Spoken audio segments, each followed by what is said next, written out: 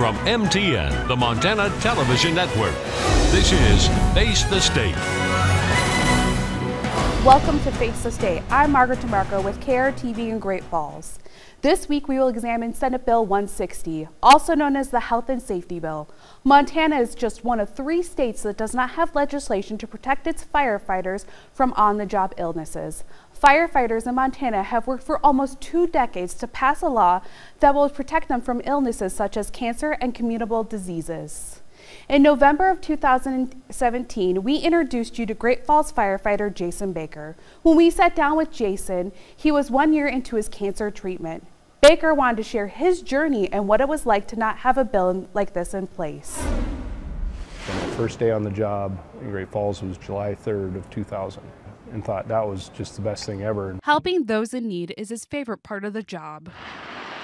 It's tough sometimes, when people call 911, it's their worst time. And so to be that kind of calm that can come in and try to help them out, try to find a solution to their problems has been pretty rewarding. But in the spring of 2016, Baker was the one looking for a solution. I went in and they said, oh, it looks like you got bronchitis. And they treated me for that, and it just didn't seem to clear up. In August, Baker's doctor did a chest x-ray. They thought he had pneumonia. I got the phone call on October 12th, and that's when he told me. He says, yeah, we found a large growth in your left lung. Was still hurting? No. And so adenocarcinoma is the scientific name for the cancer that I have, but it can affect multiple organs. Over the past year, Baker has battled stage 4 cancer. My biggest concern of the well-being of our firefighters is their health and safety. Professional Firefighters President Joel Fassbinder says the professional fire departments in Montana are using the best gear and equipment that money can buy. But that is not good enough in today's firefighting environment. An on-the-job cancer is not considered an on-the-job injury. It is up to the burden of proof falls on the firefighter to prove that it happened on the job. And as you can imagine, such a burden would be almost impossible as you're going through cancer treatment. According to the National Institute for Occupational Safety and Health, firefighters are developing everything from colon, lung to melanoma at a faster rate than the general population. Everything in today's environment has some sort of chemical component, usually from the petroleum-based products, and usually labeled as a fire retardant. When they reach a certain temperature, they begin to off-gas. Our members are starting to absorb those gases, causing these crazy cancers. According to the International Association of Firefighters, cancer is now the leading cause of death among their firefighters. Well, the slogan in Montana has always been the last best place, and right now we're last in protecting our firefighters, and that is certainly nothing to be proud of. Fassbinder says they have been working for almost 2 decades to get presumptive care legislation passed in Montana. The Republican-led legislature refused to work with us on identifying funding revenues. If Montana had presumptive care with annual physicals in place, Baker could have been diagnosed a lot sooner. Baker says he is ready to tell his story in hopes that it might one day help another firefighter. Equipment and our tools, but it is kind of one of our occupational hazards now. Baker is now back on the job, but after a year of treatments, it is unlikely Baker will be able to do what he loves most, ride in a fire truck. Sucks. Yeah. But yeah, I miss it. A few months after this story aired, Jason Baker hung up his fire helmet and retired from the Great Falls Fire Rescue. Recently, his wife Jill Baker updated friends and family on how Jason's battle is going. In a statement on Facebook, she writes, Jason's most recent MRI revealed that the cancer has spread to the cerebral fluid surrounding his brain. This explains his bout of migraines and unsteadiness. Unfortunately, there are no good treatment options other than pain management. Jill went on to say that they will continue to play out the hand that they have been given. I am now joined by President of both Montana State Council of Professional Firefighters and Montana State Firemen's Association, Joel Fassbinder, Great Falls Firefighters Local 8 President Dave Van Zun, and Jim Brown of Local 468 City of Olympia. So what is the biggest struggle that you guys are facing in the legislation this year? Good morning, Margaret, and thanks for that question. The number one priority for firefighters, as it's been for quite some time now, It was formerly termed presumptive health legislation here in Montana. We've done some polling with our members, and firefighter health and safety is what we're pursuing now. It's a much broader in scope bill than what we've done in previous years. Includes some cancers, heart, lung health, and PTSD. So how long have you guys been fighting for this legislation? About 20 years now. Several sessions have passed. There's been a lot of education in the interim, both with legislators and our membership on these issues, and it's been a long time coming to finally get this done. Now, Dave, it got as far as it did last year, and that's the furthest it's ever gotten. Why do you think it got that far? I think, like Joel was touching on education, with term limits now, we have to continue to re-educate our legislators. And we hit it really hard last year to educate, not just here in Helena, but all the departments went back home and sat with their legislators and actually explained the risks of cancer in the fire service. Now, Jim, this kind of affects you more than a lot of the firefighters that are pushing for this legislation. Why don't you tell us a little bit about your story? So I'm from the city of Olympia in Washington, Washington State. And I am here, I spoke this morning at the firefighters legislative conference. I have stage 4 lung cancer. It was determined to be connected to my job as a firefighter. And so under Washington State's presumptive legislation, I am receiving all the care that I need for my cancer through that ruling with presumptive legislation. So I came here to tell my story to the Montana firefighters, to motivate them as they go talk to their legislators, to really feel my story and know my story. There's a similar story here in Montana. A friend of mine down in Great Falls, Jason Baker, who has the same exact disease that I have, and we were diagnosed at a real close time. But Jason was not able to take advantage of a presumptive legislation law. I was. And so I think I'm here, to kind of show the contrast and to tell my story. Now, I know this bill is meatier than last sessions in 2017. Why did you guys add so much more to it? There's a lot of research, Margaret, in what goes on within our jobs. The fire environment has changed significantly in the last 25 to 30 years, certainly with our predecessors, parents, grandparents. What was in their house, within their furnishings was more ordinary combustibles, paper, wood, things of that nature. Everything we face now inside these fires, there's some sort of chemical component, usually petroleum in nature, that has been ground down and compounded a few times, and who knows what that is off-gassing. And literally, we do not know what that is off-gassing. While we do have the best equipment, safety equipment, through our turnouts and our masks and our helmets and gloves, it's the best that there's currently available within the industry.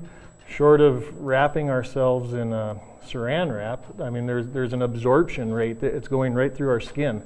And so as we're in these hot, volatile environments, we're getting hot, and your pores on your skin open up, and it allows these chemicals to be absorbed. Now, I know Joel touched a little bit about some of the things that you guys are doing, but Dave, recently the City of Great Falls decided to help with doing exams for their firefighters. Why do you think that is?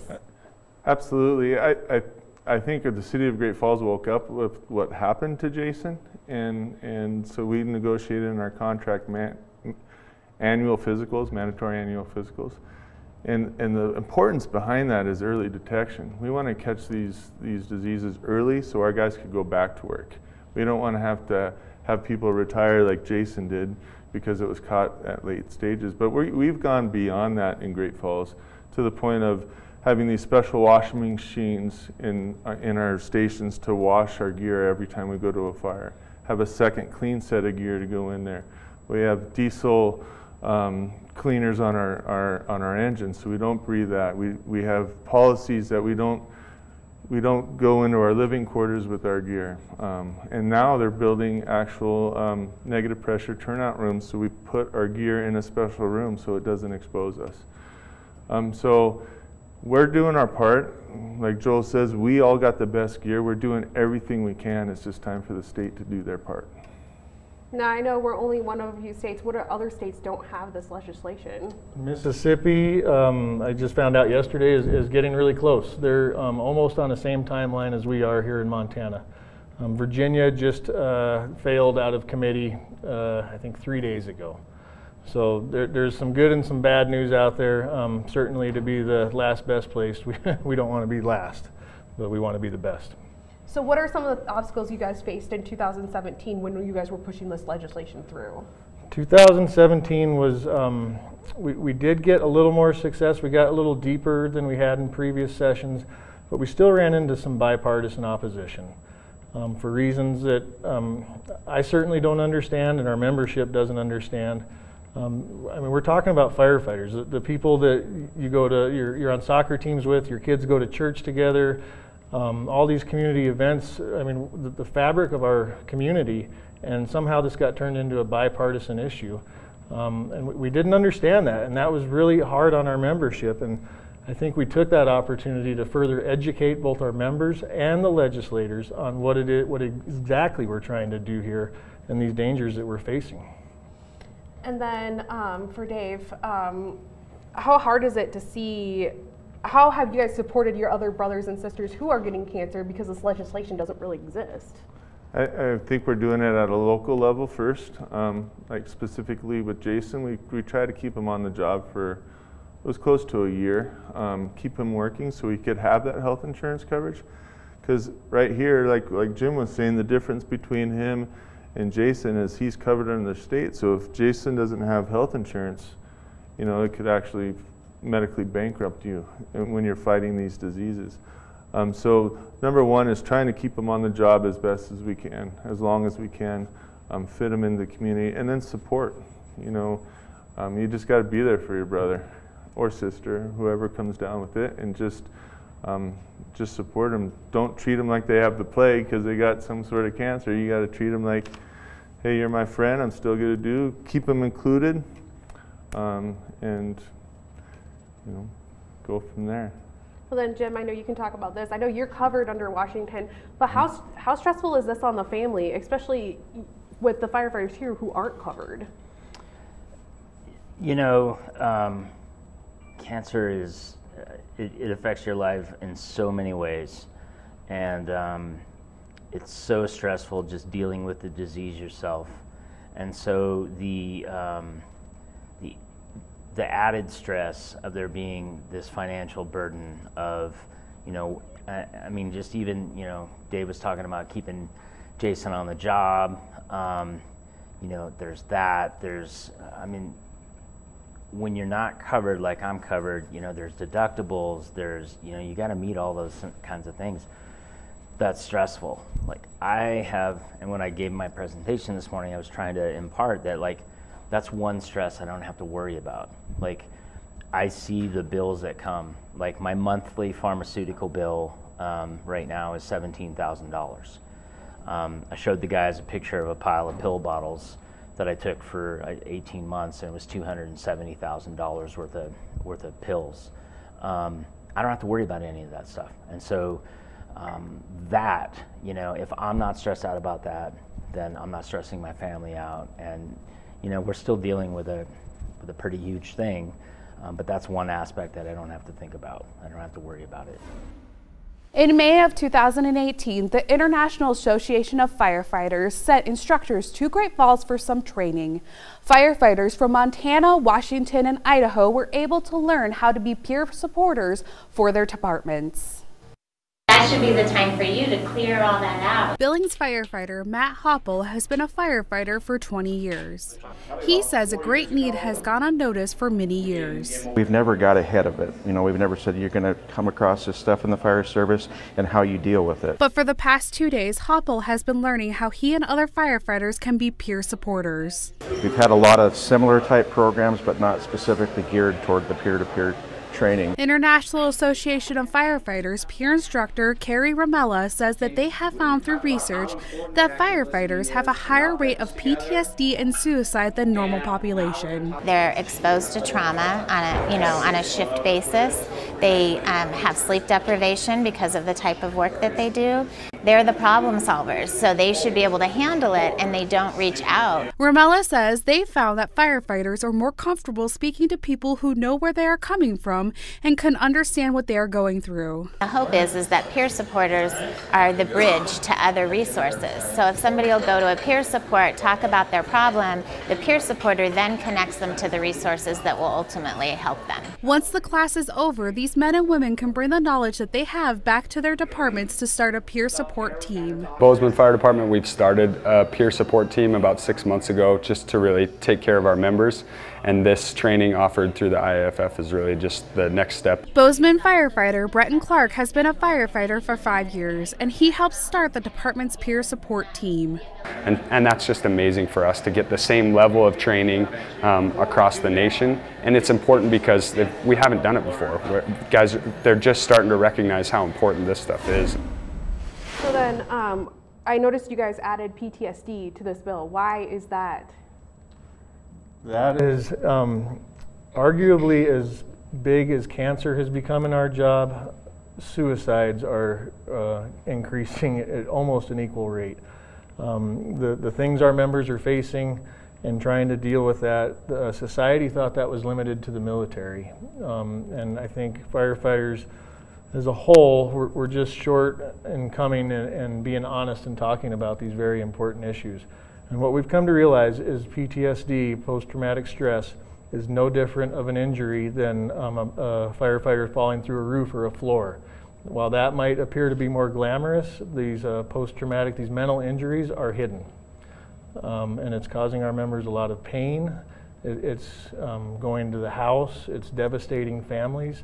And so we spent a good portion, a day and a half, I believe, of our classes this week talking about this, getting our members to better understand these issues and to better talk to each other before they really become a problem. Now, I know last year you guys brought in the International Association of Firefighters to Great Falls to talk about peer counseling. What did they do there? Yeah, so basically we brought in 30 people through the state and trained them to be what we call a peer support team. So we're there to support or actually be a sounding board if we see somebody that's struggling, to be able to listen to them and ask them the tough question, hey, are you gonna commit suicide? And then we have the tools in our bag to reach out if they need further assistance. And we just, through our international, it's proven that PTSD will outdo the line of duty deaths than cancer will. And so we're being proactive in the state by bringing this class in. We have four peer support trainers in Great Falls alone. So we're doing all the steps again, just like we are for the cancer part of it, but for the mental health part of it to protect our members too. How successful has it been since you guys brought them in?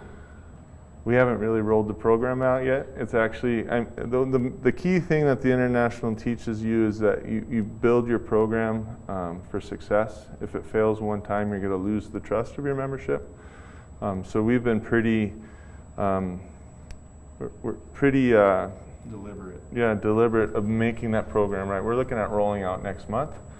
And I think that once our members are aware that we're here for them and that and we have a member from each rank. So as a battalion chief, I don't have to have a young firefighter come to me. We have a firefighter, so he's actually peer-to-peer, rank to rank. So we're hoping that we see success so we could prevent these and find these things early and help our members out. Margaret, as you can imagine, I mean, all these firefighters around the state and around the country, we're used to helping people. And that's what we do. And when these injuries are coming up, whether it's cancer with Jim or PTSD, I mean, these are hard on our members and it's hard on their families. But when we're used to being the helpers, it's really something that we don't know how to do and we're uncomfortable asking for help. And I think these bills in front of the legislature this year is us begging and asking for help. Protect those that protect us. And especially to have Jim here from Washington who already has it in place. What does it mean for you to come over to Montana to help? It's really rewarding. One of the things that I've tried to do with my cancer is spin it into something positive. I got a cancer mentor that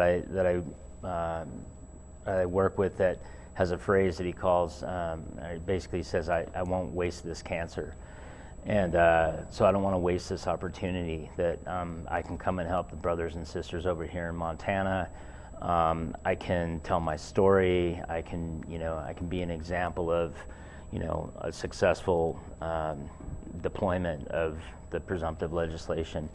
And my mom and dad were from Great Falls originally, so it's kind of cool for me to be able to come back and maybe have an impact here in Montana. And we're a brother and sisterhood, and that's why I'm here. And I've personally been connected with Jason Baker and for, I don't know, 3 years now, just back and forth and supporting one another and communicating. So, that was a personal thing for me too. It was Jason's connection.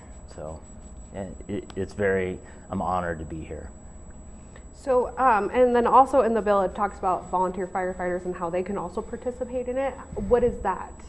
Absolutely. In every bill that we've pushed forward that I'm aware of, we have never been exclusionary. We've never excluded the volunteers, and there's been some rumblings of that, whether in the State House or within the firefighting ranks. It's obviously a small community in this business we do, but the bill is absolutely not exclusionary. There are some provisions in there to kind of appease the insurers where work comp must be satisfied and eligibility for the bill, but currently, I think I've heard anywhere between 5,000 and 10,000 volunteers in the state, volunteer firefighters on any given day. The numbers can fluctuate. Recruiting is a little bit difficult for the volunteers, and their access to workers' compensation could be part of that difficulty as well. And so there is also a bill within the legislature to mandate work comp for volunteers. And I think if we see that in play, it'll give them access to Senate Bill 160. And I think it further enhances the protection to those that protect our communities. And it's not fires aren't gonna go away. They're on the decrease a little bit, and it is a double-edged sword, because there are those that say that fires have dropped nationally in some regard. And it is somewhat dependent on where you live. We have communities in Montana that might burn a little more than others. But it's not the amount of fires, it's what's in the fires. And there can be one fire, one little event, and it could be a dumpster fire, what we consider very routine, not a time-sensitive kind of deal, but that exposure at a dumpster fire or a car fire, and when you think of more of a commercial big box store, that a small exposure like a dumpster fire could be devastating. Now, is this hurting recruiting at all for the professional firefighters? I'm not sure. That data, I think, hasn't really been captured or studied. I've heard whispers of that. We were having a conversation earlier today in Washington. There's a member in Washington State that has a son-in-law that was looking at a job in this career and had heard about cancers, and I think with Jim in particular, and it gave him pause. And I don't know how it could not give you pause when the data shows, I think it's 14% increased likelihood of cancer in firefighters. I mean, that's real numbers. That absolutely wasn't a thing when we got into the business. Like, when I got into the business, cancer was not even on my radar whatsoever.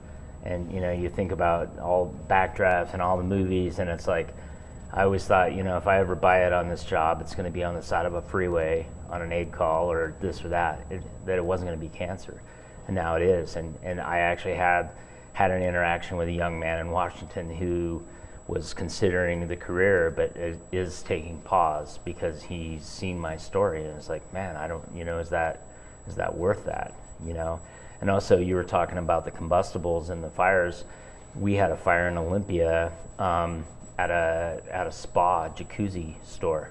Well, think about that, the chemicals and all that business, and it was a significant exposure for a lot of our members, and we made sure they all documented, the chemicals and the exposure, because who knows? But you know, that we could smell that stuff off gassing from a long ways away. And if you're in the hazard zone, like Joel was talking about earlier, there's dermal transfer is a big deal. Like, everybody thinks about our self-contained breathing, but we have weaknesses in our gear. And like you said, when your body temperature goes up, your pores open up, and that absorption rate of those combustibles or carcinogens is exponentially increased. So just kind of building on what you were talking about there. Yeah, it's almost as if, and I think most of our communities are familiar with hazardous materials calls and what that looks like, and the responses that predicates by us. You know, it's usually we're in bigger suits and more encapsulating. We've seen the military, you know, on TV shows for that matter. But we're almost to the point of treating a residential fire as a hazardous materials event. We don't know what's in your garage. Different paints and certainly the combustibles within your house and the furnishings. Everything has some sort of fire retardant chemical component to it, which is ironic. We're trying to prevent the cigarette from burning the couch, but when the couch does catch fire from a wastebasket fire, it's off-gassing this toxic soup that we really have no idea what it is. So what can people do to help get the word out about your guys' bill? My favorite question. This is going to help. The only way we're going to get this done is through political action. And political action has to be done at a grassroots level. I don't think anybody is better at a grassroots level within communities than firefighters, and we've seen firefighters helping out, you know, those in need within our communities on very small levels. Well, now we're asking for help. To contact your legislator and say this is important. And it doesn't matter if you live in Billings or Ekalaka. All legislators are eventually going to have a shot at this to vote it up or down or to change it. And this is going to impact the professional firefighters as well as the volunteers, and please, please, please, they could call. To put more of a human perspective, this affects families. Jason Baker would love to be working. He did not want to retire. And the disparity couldn't be any starker when our good friend Jim Brown and the laws that are in place in Washington allows him to keep his job. And there is nothing more valuable in the human spirit than having a purpose and a job. And Jim gets to enjoy that, and our good friend Jason Baker in Montana no longer can. He had to retire because of a law on the books in Montana. And that's real families with kids. Senate Bill 160 was voted out of the Senate on a vote of 35 for and 15 against the bill. The Senate President Scott Sales of Bozeman and other opponents have an issue with the bill being an unfunded mandate for Montana. If a local jurisdiction wanted to do this, I don't think there's anything that would prevent them from doing it. But I'm not prepared to, and haven't been for, you know, I've been consistent in this. I haven't supported this idea. Sales went on to say that he also has issues with the firefighters who smoke and may get lung cancer. I don't feel comfortable saying, you know, that the taxpayer should be on the hook, or, you know, workman's compensation should be on the hook for someone that smokes and then end up with some sort of lung cancer because they're a fireman. I think there should be mitigating circumstances there. Senate Bill 171 addresses the issue about firefighters and tobacco use. It states that firefighters hired after 2020 must be tobacco-free. But for the health and safety bill, before it passed out of the Senate, they took out PTSD. Bill 160 is now headed for the House for review, and we will follow a bill as it makes it through the House. Thank you for joining us for this week's Face the State. You've been watching Face the State, a presentation of MTN, the Montana Television Network.